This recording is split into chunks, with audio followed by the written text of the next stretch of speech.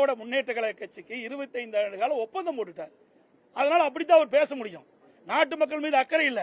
இன்றைக்கு ஒரு காங்கிரஸ் கட்சிங்கிற ஒரு தேசிய கட்சி, நூற்றாண்டு விழா, அதுதான் எதிர்கட்சி தான், எதிர்கட்சி மாதிரி நினைக்கிறாங்க. அவர்தான் 25 வருஷம் ஒப்பந்தம் போட்டாங்க, எப்படி பேச முடியும்? 25 ஆண்டு காலம் நாங்கள் கூட்டணியில் தொடர்வோம். அப்ப 25 ஆண்டு கூட்டணியில் தொடங்கின்ற பொழுது அப்ப என்ன பேசணும்? அவள் என்ன சொல்றாங்களோ அதுதான் பேச முடியும். இவர்களால் தன்னிச்சையாக பேச முடியாது.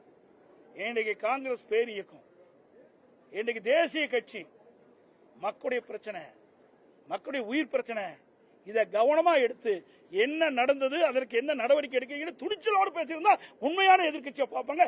காங்கிரஸ் கட்சிக்கு மரியாதை உண்டு. ஆனா அதையெல்லாம் இன்றைய காங்கிரஸ் கட்சியுடைய சட்டமன்றத்தில் இருக்கின்ற துணைத் தலைவர் பேசல, காங்கிரஸ் தலைவர் பேசல. வருத்தமா இருக்குது. இத்தனை பேரும் தாழ்த்தப்பட்ட மக்கள், ஆதிராவிட மக்கள், அவருக்காக தேசிய கட்சி கூட குரல் கொடுக்கல. கூட்டணி கட்சி தான் பாக்குறாங்க, அதிகாரத்தை தான் பாக்குறாங்களே ஒழிய மக்களுடைய பிரச்சனையை பார்க்கல. இதெல்லாம் மக்கள் பார்த்துக் கொண்டிருக்கின்றார்கள். தேர்தல் வருகின்ற பொழுது அவர்களுக்கு உரிய நேரத்தில் உரிய தண்டனை வழங்குவார்கள்.